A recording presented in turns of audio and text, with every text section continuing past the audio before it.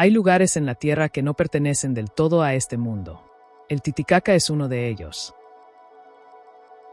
Existe un lugar en el mundo donde el cielo y el agua se confunden, donde el horizonte no es una línea, sino una pregunta sin respuesta. Un lugar donde el viento no sopla, sino que habla, donde el silencio tiene peso y la distancia engaña a los ojos más entrenados. Ese lugar no figura en los mapas turísticos con la misma intensidad con la que debería figurar en los archivos de la historia de la humanidad. Su nombre es conocido por millones de personas, pero su verdadera naturaleza permanece, todavía hoy, en una penumbra que ningún satélite ha podido disipar del todo. Hablamos del lago Titicaca, el lago navegable más alto del mundo, enclavado entre los confines del Perú y Bolivia, a una altitud de 3.812 metros sobre el nivel del mar, en el corazón mismo del altiplano andino, en esa meseta interminable que los antiguos llamaron el lugar donde nace el sol, el lugar desde donde los dioses miraban hacia abajo y los hombres miraban hacia arriba, y en ese intercambio de miradas, algo quedó grabado para siempre en las piedras, en el agua, en el viento, y en la memoria colectiva de pueblos que aún hoy no hemos comprendido del todo. Para entender lo que el Titicaca representa, no basta con describir sus dimensiones, aunque sus dimensiones ya sean, de por sí, extraordinarias. El lago se extiende a lo largo de casi 190 kilómetros de longitud y 80 kilómetros de anchura máxima, con una superficie de más de 8.500 kilómetros cuadrados, lo que lo convierte en el lago más extenso de América del Sur por volumen de agua, y en el lago navegable a mayor altitud del planeta Tierra. Sus aguas, de un azul tan profundo e inverosímil que los primeros europeos que las contemplaron dudaron de sus propios sentidos, alcanzan en sus zonas más profundas cerca de 280 metros de profundidad. Pero estas cifras, frías como la temperatura de sus aguas en las madrugadas del altiplano, no capturan lo esencial. Lo esencial es que este lago existe en un mundo diferente. Un mundo donde las leyes físicas parecen aplicarse con una ligera distorsión, donde el oxígeno escasea y la mente trabaja de manera diferente, donde los colores del atardecer adquieren tonalidades que no tienen nombre en ninguna lengua occidental, y donde las comunidades que han habitado sus orillas durante siglos han desarrollado formas de vida, formas de pensar, formas de relacionarse con el entorno, que desafían toda categoría académica que pretendamos imponerles. El estudio formal del Titicaca comienza, para el registro histórico occidental, en el siglo XVI, cuando los primeros exploradores españoles llegaron al altiplano siguiendo la estela de sus conquistas militares. Pero sería un error garrafal, el error más común que cometen quienes estudian este lago desde fuera, creer que la historia del Titicaca comienza con la llegada de esos hombres barbados y armados que descendieron de sus caballos, miraron hacia aquella extensión de agua imposible y no supieron qué decir. La historia del Titicaca comienza mucho antes. Comienza en la noche de los tiempos geológicos, cuando las placas tectónicas que conforman el continente sudamericano iniciaron ese lentísimo proceso de compresión y elevación que terminó creando la cordillera de los Andes, la segunda cadena montañosa más alta del mundo, y con ella, encajada entre sus pliegues como un tesoro oculto en el interior de un cofre de piedra, esa depresión tectónica que hoy ocupa el lago. Las estimaciones geológicas más recientes apuntan a que el Titicaca lleva existiendo, en alguna de sus formas, desde hace al menos 2 millones de años, aunque algunos estudios elevan esa cifra considerablemente. Y en ese tiempo, en ese periodo casi inimaginable para la mente humana, el lago fue testigo de todo. Fue testigo del surgimiento y colapso de civilizaciones que precedieron a los incas en varios siglos, y que alcanzaron niveles de sofisticación técnica, artística y organizativa que aún no hemos sido capaces de explicar satisfactoriamente. La cultura Tiwanaku, cuyo centro ceremonial se levantó a menos de 20 kilómetros de la orilla sur del lago, en territorio de lo que hoy es Bolivia, representa quizás el ejemplo más perturbador de esta realidad. En su apogeo, entre los años 400 y 1100 de nuestra era, Tiwanaku fue una de las ciudades más grandes del mundo. Sus constructores levantaron monumentos de piedra, entre ellos la famosa Puerta del Sol, con una precisión que los ingenieros modernos contemplan con una mezcla de admiración y desconcierto. Los bloques de andesita que componen algunos de sus muros pesan cientos de toneladas y fueron transportados, según la evidencia arqueológica disponible, desde canteras ubicadas en la orilla opuesta del lago, a una distancia de más de 90 kilómetros. ¿Cómo lo hicieron exactamente sigue siendo, a día de hoy, una pregunta abierta? Y el lago, como siempre, calla. Pero hay algo más en la historia de Tiwanaku que merece nuestra atención, porque arroja una luz extraña y perturbadora sobre la naturaleza misma del Titicaca. Las investigaciones arqueológicas llevadas a cabo desde la segunda mitad del siglo XX han revelado que esta civilización colapsó de manera súbita, en términos históricos, hacia el año 1100 de nuestra era. Las hipótesis sobre las causas de ese colapso son múltiples: cambios climáticos severos, sequías prolongadas, conflictos internos, rupturas en las redes de intercambio que sustentaban la economía regional. Pero hay un elemento que aparece de manera recurrente en los estudios más rigurosos, y que rara vez ocupa los titulares que merece: los registros paleoclimáticos extraídos del fondo del lago, en forma de sedimentos, de núcleos de hielo de glaciares cercanos, y de restos orgánicos preservados en condiciones excepcionales por las propias características químicas del agua del Titicaca, indican que en el periodo previo al colapso de Tiwanaku, el nivel del lago descendió de manera dramática durante varios decenios. No estamos hablando de fluctuaciones menores. Estamos hablando de una variación que dejó al descubierto tierras que habían estado bajo el agua durante siglos, que alteró los patrones de lluvia en toda la región andina, y que transformó de manera irreversible el paisaje físico y simbólico en el que Tiwanaku había construido su identidad. El lago no solo fue testigo de la caída de esa civilización. El lago fue, en cierto modo, uno de sus protagonistas. Esta reflexión nos lleva directamente a uno de los ejes centrales de lo que vamos a explorar en este relato. Porque el Titicaca no es un lago pasivo. No es simplemente un espejo de agua que refleja el cielo y proporciona peces a las comunidades ribereñas. Es un actor, un elemento dinámico que ha moldeado, y continúa moldeando, la historia de las culturas que viven en sus orillas y de las civilizaciones que a lo largo de los siglos han intentado comprenderlo, dominarlo, o simplemente sobrevivir a su lado. Y la historia de ese proceso, de esa relación entre el lago y los humanos que lo rodean, está llena de episodios que merecen ser narrados con la seriedad y la profundidad que se merecen, sin las simplificaciones de la divulgación superficial, sin el sensacionalismo barato que convierte lo extraordinario en espectáculo, y sin el escepticismo reflexivo que cierra los ojos ante lo que no encaja en los esquemas académicos establecidos. Los antecedentes de lo que vamos a examinar se remontan, al menos en el registro documentado accesible para nosotros, al siglo XIX.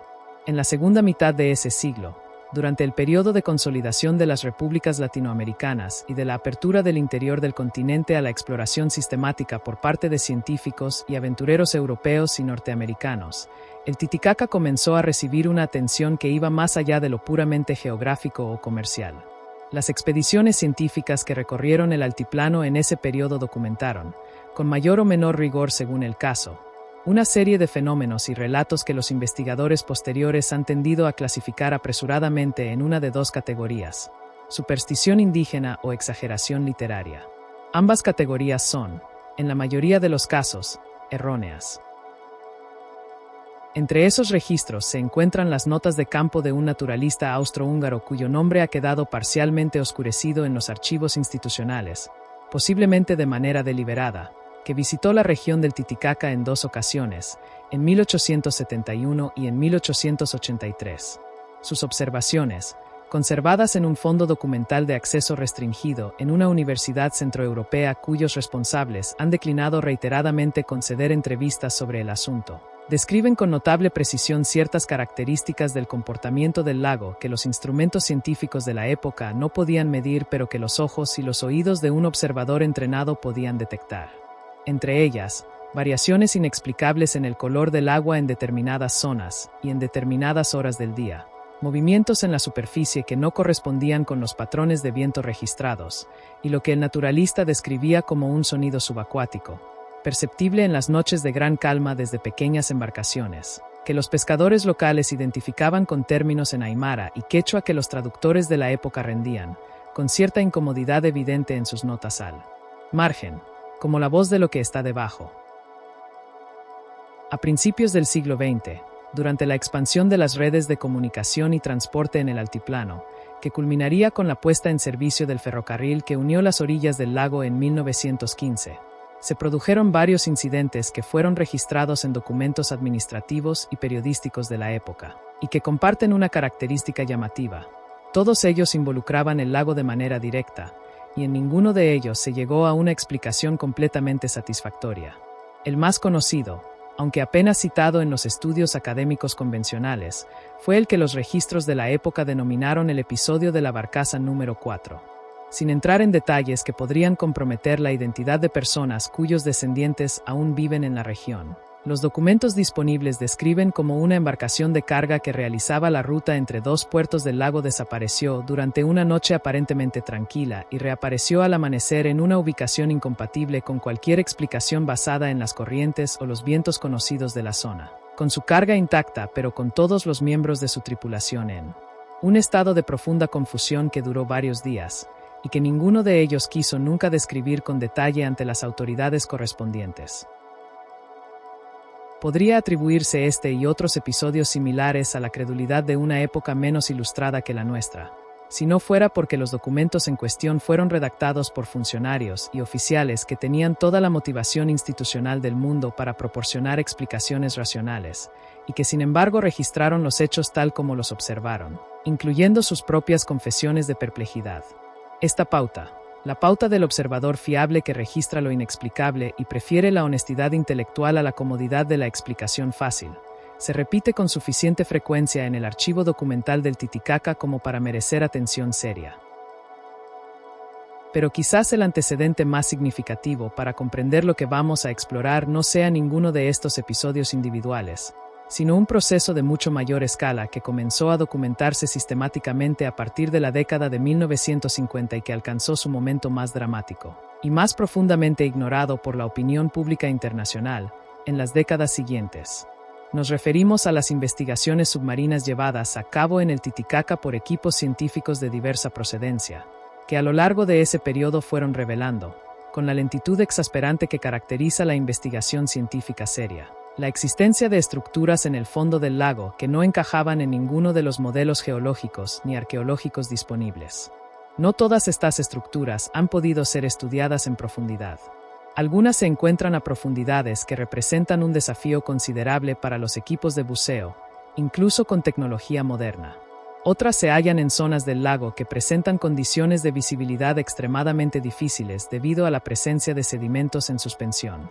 Y algunas, las más perturbadoras desde el punto de vista científico, fueron documentadas en una sola expedición cuyos resultados nunca fueron publicados en revistas científicas revisadas por pares, por razones que sus propios protagonistas han explicado de maneras inconsistentes entre sí a lo largo de los años. Es en este contexto, denso de historia acumulada, de preguntas sin respuesta, de documentos que dicen más de lo que parecen decir a primera vista, donde hay que situar el descubrimiento del que este expediente se ocupa.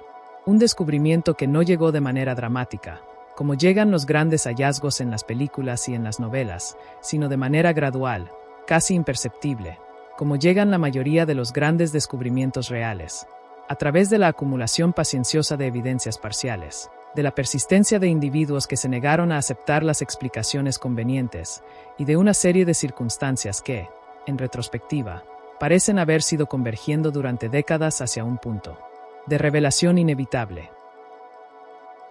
Era la primera semana de junio. El altiplano en esa época del año presenta una luz que no tiene equivalente en ninguna otra latitud. El sol brilla con una intensidad que la delgadez del aire no atenúa sino que amplifica, creando una claridad casi violenta que hace que los objetos cercanos parezcan esculpidos con un cincel y que los lejanos floten sobre el horizonte con una precisión casi irreal.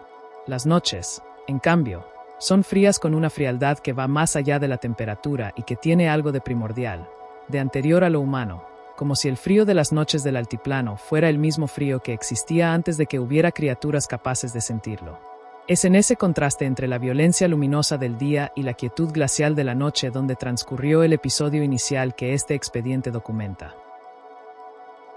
Un equipo de investigadores que en aquellos días realizaba mediciones batométricas, es decir, mediciones de profundidad y perfil del fondo lacustre, en una zona del lago que los mapas oficiales designaban simplemente como sector C7, notó en sus instrumentos una anomalía que en un primer momento atribuyeron a un error de calibración. Los sensores de sonar que arrastraban desde su embarcación devolvían lecturas de profundidad incompatibles con los datos históricos disponibles para esa zona.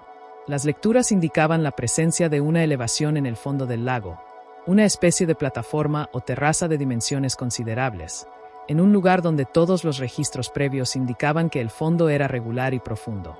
Revisaron los instrumentos. Realizaron nuevas pasadas. Ajustaron los parámetros. Las lecturas persistieron. Y fue en ese momento, según el testimonio recogido años después de uno de los miembros del equipo, que la atmósfera a bordo de la pequeña embarcación cambió de manera perceptible. Nadie dijo nada, pero todos sintieron que algo había cambiado. La decisión de no comunicar inmediatamente el hallazgo a las autoridades institucionales correspondientes fue, según ese mismo testimonio, una decisión que se tomó de manera tácita, sin discusión explícita, como si todos los miembros del equipo hubieran llegado simultáneamente a la conclusión de que necesitaban entender mejor lo que estaban viendo antes de ponerlo en conocimiento de instancias superiores. Esta cautela, que podría interpretarse como una falta de transparencia institucional, o también, con una mirada más comprensiva, como la reacción natural de científicos que no quieren comprometer su credibilidad con afirmaciones prematuras, tendría consecuencias que ninguno de ellos podía prever en ese momento. Durante los 3 días siguientes, el equipo realizó una serie de inmersiones preliminares en la zona de la anomalía. Las condiciones del lago en esa época y en esa zona eran razonablemente favorables. La visibilidad bajo el agua, aunque nunca comparable a la de un mar tropical, era suficiente para realizar observaciones detalladas hasta una profundidad de entre 12 y 15 metros con equipo estándar. La plataforma que habían detectado con el sonar se encontraba a aproximadamente 16 metros de profundidad. Era necesario equipamiento de buceo especializado, que el equipo tenía, aunque con los márgenes de seguridad reducidos que impone la altitud. Porque hay un factor que la mayoría de la gente desconoce cuando piensa en el buceo en el Titicaca.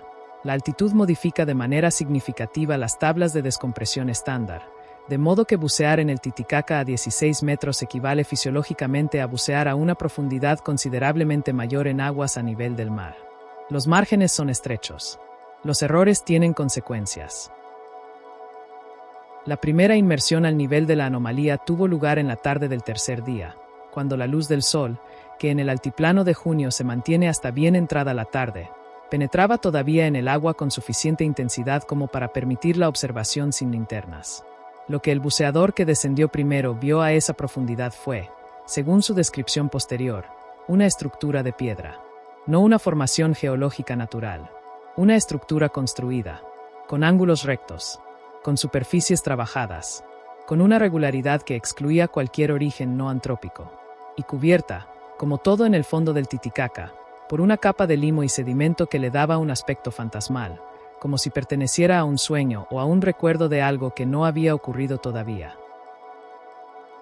La noticia, cuando finalmente se filtró fuera del equipo, que era inevitable que lo hiciera tarde o temprano, se extendió por los círculos académicos y periodísticos de la región con una rapidez que contrastaba con la lentitud deliberada con que el equipo había actuado hasta ese momento.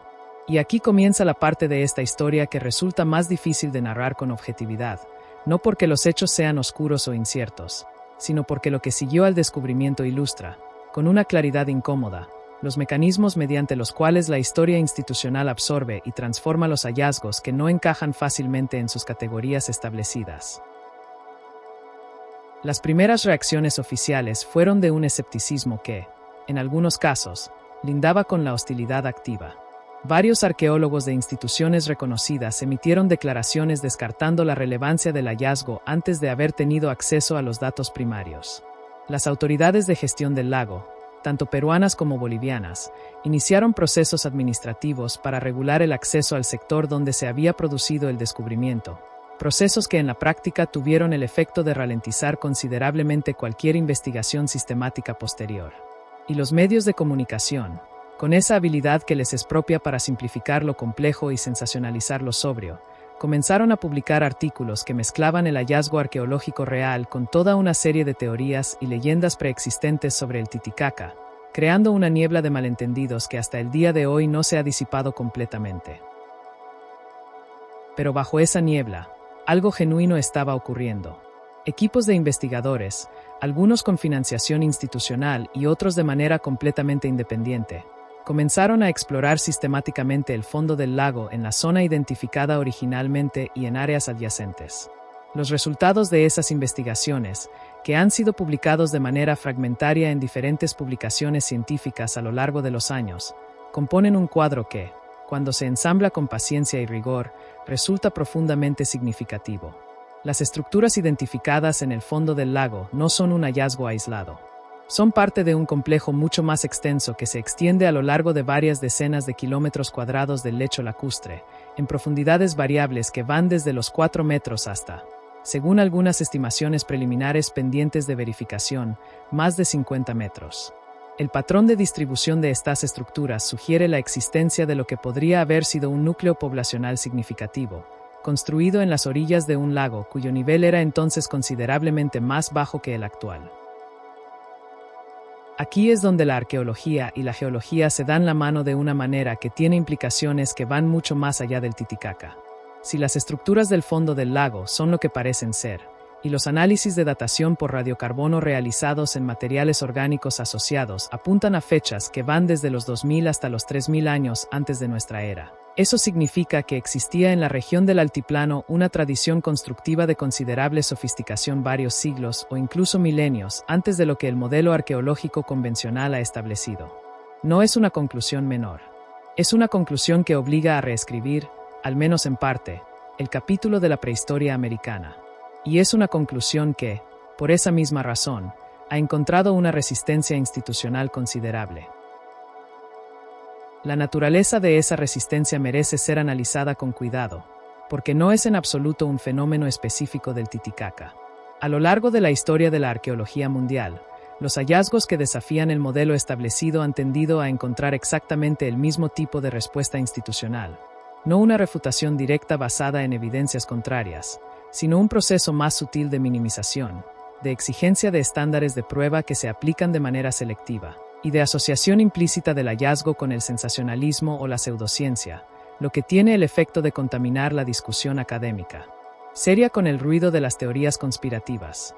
Es un mecanismo que hemos visto funcionar en casos tan distintos como el de los estudios sobre el pueblo de Cataluyuk en Anatolia, cuya antigüedad y complejidad tardaron décadas en ser aceptadas por el mainstream arqueológico, o el de los petroglifos de Yonaguni en Japón, cuya naturaleza artificial o natural sigue siendo objeto de debate décadas después de su descubrimiento, precisamente porque ninguna de las dos partes del debate ha tenido el acceso sistemático a los materiales necesarios para resolverlo de manera definitiva. Lo que ocurrió en los meses y años que siguieron al descubrimiento inicial en el Titicaca fue, pues, completamente predecible para quien conoce estos patrones. Pero fue también, en su especificidad concreta, profundamente perturbador para quienes lo vivieron desde adentro.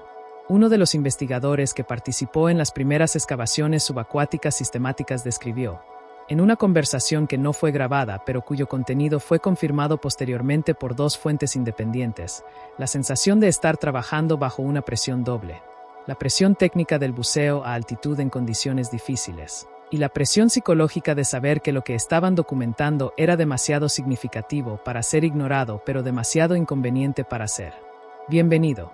Sus palabras exactas, según esa fuente, fueron: es como excavar una tumba que nadie quiere que exista. Las excavaciones revelaron, entre otros elementos, fragmentos de cerámica de una tipología que los especialistas en arte precolombino fueron incapaces de asignar a ninguna de las tradiciones conocidas con total seguridad. No porque la cerámica fuera radicalmente diferente de todo lo conocido, sino porque presentaba características que mezclaban elementos de varias tradiciones de maneras que no correspondían a ningún modelo de difusión cultural establecido. Esto es, en el lenguaje técnico de la arqueología, un problema taxonómico. En el lenguaje más llano de este relato, significa que esa cerámica habla de una cultura que no encaja limpiamente en ninguno de los casilleros que hemos construido para organizar el pasado precolombino americano. Junto a los fragmentos cerámicos, y esto es quizás el elemento más significativo de todo el conjunto, los investigadores documentaron restos de lo que parecen haber sido sistemas de canalización elaborados, canales de piedra tallada que habrían servido para dirigir y gestionar el agua, posiblemente tanto para uso agrícola como para uso doméstico o ritual. La presencia de sistemas de gestión hídrica de este nivel de elaboración en un contexto cronológico tan antiguo tiene paralelismos directos en otros lugares del mundo, paralelismos que merecen ser mencionados aquí porque enriquecen la interpretación del hallazgo. En Mesopotamia, las primeras evidencias de sistemas de irrigación artificial datan de aproximadamente el cuarto milenio antes de nuestra era. En el Valle del Indo, los sistemas de gestión del agua de las ciudades de Mohenjo-Daro y Harappa, datados en torno al mismo periodo, representan un nivel de sofisticación técnica que asombró a los arqueólogos que los descubrieron en el siglo XX. Y en la costa peruana, los sistemas de irrigación de las culturas preincaicas de los valles de la costa, construidos en un entorno de extrema aridez, representan uno de los logros de ingeniería más impresionantes de la América antigua. El hallazgo del Titicaca sitúa al altiplano andino en esa misma liga. En esa misma liga de lugares donde las civilizaciones humanas descubrieron, de manera independiente o quizás no tan independiente como hemos asumido, que el control del agua es la condición de posibilidad de todo lo demás. Pero fue en el proceso delicado de análisis y documentación de los materiales extraídos donde se produjo el giro más inesperado de toda esta investigación. Un giro que, de nuevo, fue silenciado no por conspiración activa, sino por el mecanismo mucho más común y mucho más eficaz de la incredulidad institucional. Entre los sedimentos del fondo del lago, en una zona particularmente bien preservada gracias a condiciones anóxicas que inhibían la descomposición orgánica, se encontraron restos que los análisis biológicos identificaron como pertenecientes a especies vegetales que no correspondían a la flora lacustre conocida del Titicaca. Algunas de estas especies eran compatibles con plantas cultivadas que se conocen en registros arqueológicos de otras regiones de América del Sur. Otras eran más difíciles de identificar.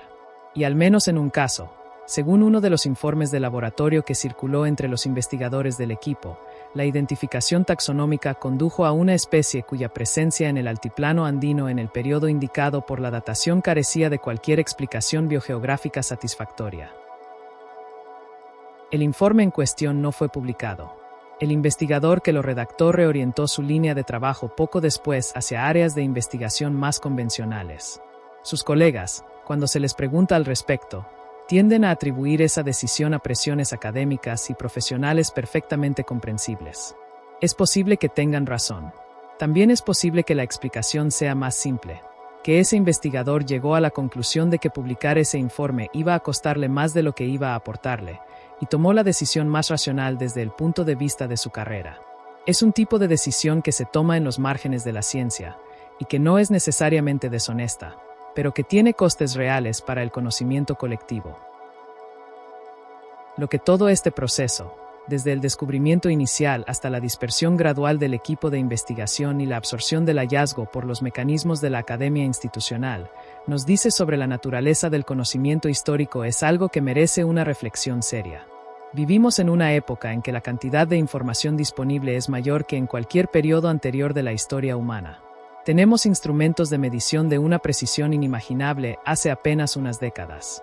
Tenemos bases de datos que permiten comparar hallazgos de todos los rincones del planeta en cuestión de segundos. Y sin embargo, nuestra comprensión del pasado profundo de la civilización humana sigue siendo fragmentaria, provisional, y en algunos aspectos fundamentales, profundamente incorrecta. No porque los datos falten, sino porque los marcos interpretativos dentro de los cuales organizamos esos datos están construidos sobre supuestos que datan, en muchos casos, del siglo XIX y que reflejan los prejuicios, las limitaciones y las agendas de ese periodo. El caso del Titicaca es un ejemplo de este fenómeno más amplio, pero es un ejemplo particularmente instructivo porque involucra algo que no tiene equivalente en los debates arqueológicos sobre Mesopotamia o el Indo. Involucra comunidades vivas. Las comunidades aymara y quechua que habitan las orillas del Titicaca, y que desde hace siglos han mantenido formas de relación con el lago que van mucho más allá de la pesca y la navegación, no son espectadores pasivos de los debates académicos sobre el fondo de sus aguas. Son portadores de tradiciones orales y de formas de conocimiento sobre el lago que los investigadores externos han tendido a ignorar sistemáticamente, clasificándolas como mito o como folclore, sin considerar seriamente la posibilidad de que esas tradiciones preserven, en forma simbólica o narrativa, información sobre el lago que complementa o incluso supera lo que los estudios científicos convencionales han sido capaces de establecer. Hay un relato, presente en múltiples versiones en la tradición oral aymara, que describe la existencia de un tiempo anterior al tiempo actual, un tiempo en que el lago era diferente, en que sus aguas cubrían menos tierra y en que la gente que vivía en sus orillas, gente que los relatos describen como más antigua que los antepasados conocidos, había construido ciudades que luego el agua se tragó. Este relato ha sido recogido por etnógrafos e investigadores desde el siglo XIX y ha sido interpretado de maneras muy diversas, como un mito cosmológico, como una metáfora de la muerte y el renacimiento, como una distorsión narrativa de recuerdos de inundaciones reales. Lo que rara vez se ha hecho, con el rigor que el tema merece, es confrontar sistemáticamente el contenido de ese relato con los datos geológicos y arqueológicos disponibles. Cuando esa confrontación se hace, incluso de manera preliminar, los paralelismos son demasiado precisos para ser atribuidos a la coincidencia. Porque los datos geológicos confirman que el nivel del lago ha variado de manera significativa a lo largo de los últimos milenios, con periodos en que el nivel era considerablemente más bajo que el actual y en que, efectivamente, existía tierra habitable en zonas que hoy están bajo el agua. Los datos arqueológicos, incluyendo los hallazgos del fondo del lago que hemos descrito, sugieren que esa tierra fue efectivamente habitada y que quien la habitó alcanzó un nivel de organización social y técnica que justificaría el término ciudad. Y la tradición oral aymara dice que eso ocurrió. Dice, con la precisión impresionista que es el modo característico de los saberes transmitidos de generación en generación a lo largo de siglos, exactamente lo que la ciencia está tardando décadas en confirmar con sus herramientas especializadas. No es la primera vez en la historia que esto ocurre. En la antigua Grecia, el relato de Platón sobre la Atlántida fue considerado durante siglos como una alegoría filosófica. Hoy, varios arqueólogos e historiadores serios sostienen que ese relato podría estar basado en memorias, transmitidas a través de múltiples generaciones y culturas, de las civilizaciones del Egeo que fueron destruidas por la erupción de Tera, una de las mayores catástrofes volcánicas del Holoceno, ocurrida hacia el año 1600 antes de nuestra era. En Mesopotamia, los relatos de la gran inundación que aparecen en el poema de Gilgamesh y en el Génesis bíblico tienen correlatos en múltiples tradiciones culturales de todo el mundo, y los geólogos han identificado en el registro sedimentario del Mar Negro evidencias de una inundación cataclísmica, posiblemente ocurrida hace entre 7 y 8 mil años, que podría haber dado origen a esa memoria colectiva. En Australia, las tradiciones orales de algunas comunidades aborígenes describen cambios en la línea de costa que los geólogos han confirmado que ocurrieron hace entre 10.000 y 7.000 años, durante la subida del nivel del mar que siguió al final de la última glaciación. La memoria humana, transmitida a través de la narración oral de generación en generación durante periodos de tiempo que desafían nuestra comprensión intuitiva, es capaz de preservar información sobre eventos reales con una fidelidad que la ciencia moderna ha tardado en reconocer. El Titicaca encaja perfectamente en este patrón, y encaja de una manera que tiene implicaciones que van más allá de la arqueología o la historia local. Porque si lo que sugieren las evidencias disponibles es correcto, si efectivamente existió en el altiplano andino, hace 3 o 4 mil años, una civilización lo suficientemente sofisticada como para construir en las orillas del lago las estructuras que hoy yacen bajo sus aguas, y si esa civilización precedió a Tiwanaku en varios siglos o incluso un milenio, entonces el modelo de desarrollo de las civilizaciones en América del Sur necesita una revisión profunda. No una revisión menor, no un ajuste de fechas o de distribuciones geográficas, sino una revisión conceptual de la historia misma del poblamiento y la organización social del continente. Hay quienes argumentarán que las evidencias no son suficientes, que las dataciones son inciertas, que las estructuras podrían tener explicaciones alternativas, que la tradición oral no puede ser tratada como evidencia histórica directa. Son objeciones legítimas, y esta narración no pretende ignorarlas. La ciencia funciona a través del escepticismo, y el escepticismo es una virtud epistémica que hay que defender incluso cuando resulta incómodo. Pero hay una diferencia entre el escepticismo productivo, que exige evidencias más sólidas y métodos más rigurosos, y el escepticismo que funciona como mecanismo de defensa de un paradigma establecido, que eleva los estándares de prueba selectivamente para los hallazgos incómodos mientras acepta con menos exigencia los que confirman lo ya sabido. El Titicaca ha sido víctima del segundo tipo de escepticismo con demasiada frecuencia. Y mientras el debate académico continúa, a su ritmo lento y a veces circular, el lago sigue ahí. Sigue reflejando ese cielo de altiplano que no tiene equivalente en ninguna otra parte del mundo. Sigue alimentando con sus aguas las comunidades que viven en sus orillas, Las mismas comunidades que llevan siglos diciéndoles a los investigadores externos lo que sus instrumentos están tardando décadas en confirmar. Sigue ocultando en sus profundidades lo que queda por descubrir, que es, según las estimaciones más prudentes de quienes mejor conocen el lago, considerablemente más de lo que hasta ahora ha sido documentado. En los últimos años, la aplicación de nuevas tecnologías de exploración subacuática al estudio del Titicaca ha comenzado a acelerar el proceso. Los sistemas de sonar de alta resolución, los vehículos submarinos autónomos, las técnicas de fotogrametría tridimensional subacuática, están proporcionando imágenes del fondo del lago con un nivel de detalle que hace apenas una generación habría parecido imposible. Los resultados preliminares de algunas de estas exploraciones recientes han vuelto a generar ese particular estado de excitación contenida que parece ser la respuesta emocional característica de los investigadores serios cuando se encuentran ante algo que no esperaban encontrar. No todos esos resultados han sido publicados. No todos los que han sido publicados han recibido la atención que merecen. Pero el proceso está en marcha. ¿Qué encontraremos, finalmente, en el fondo del Titicaca? Esa es la pregunta que este expediente deja abierta.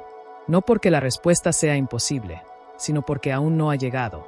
Y porque hay algo importante en ese momento intermedio, en ese espacio entre el descubrimiento y la comprensión, en ese umbral donde la evidencia existe pero la interpretación todavía no ha cristalizado. Es un momento de posibilidad pura. Un momento en que el pasado está a punto de revelar algo sobre sí mismo, y en que nosotros, sus herederos accidentales, tenemos la oportunidad de escuchar con la atención que merece. Lo que sí podemos afirmar, con la confianza que permiten las evidencias disponibles, es que el Titicaca no es simplemente el lago navegable más alto del mundo. Es uno de los archivos más ricos y menos explorados de la historia humana en el continente americano. Es un lugar donde la geología, la arqueología, la ecología y la memoria cultural se intersectan de maneras que aún no comprendemos completamente. Y es un lugar donde la humildad intelectual, la disposición a revisar los modelos establecidos cuando las evidencias lo exigen, y el respeto genuino por las formas de conocimiento que no se expresan en el lenguaje de los artículos científicos revisados por pares, son condiciones indispensables para cualquier comprensión seria. Hay una fotografía, tomada en los años 60 del siglo pasado, que aparece en algunos de los archivos que hemos consultado para elaborar este expediente. Muestra a un anciano aymara sentado en la orilla del lago, mirando hacia el agua. No hay modo de saber qué está pensando. Pero hay algo en esa imagen, en la postura de ese hombre, en la manera en que su mirada parece dirigirse no hacia la superficie del lago, sino hacia algo que está debajo de ella, que resume con una eficacia que ninguna descripción académica ha podido igualar lo que es el Titicaca para quienes lo conocen desde adentro. No es un recurso natural. No es un objeto de estudio. Es una presencia. Una presencia que lleva milenios acumulando secretos y que, con la paciencia que le confiere su antigüedad, está dispuesta a revelarlos al ritmo que ella misma decida. El caso no está cerrado. Ningún expediente sobre el Titicaca puede estarlo, porque el lago, como los grandes misterios genuinos de la historia humana, no se deja cerrar. Se puede cartografiar, medir, datar, analizar. Pero siempre queda algo que escapa a la cartografía, algo que las mediciones no capturan, algo que la datación no ubica y que el análisis no disuelve. Ese algo es lo que hace que investigadores de todo el mundo sigan regresando a sus orillas, año tras año, a veces con financiación institucional y a veces sin ella, a veces con grandes equipos y a veces solos, pero siempre con la misma pregunta que no saben formular con precisión pero que sienten con total claridad. Una pregunta que el lago escucha, y que responde a su manera, en el silencio de sus profundidades, en el sonido que hace el viento cuando cruza su superficie en las madrugadas del altiplano, en la voz de lo que está debajo.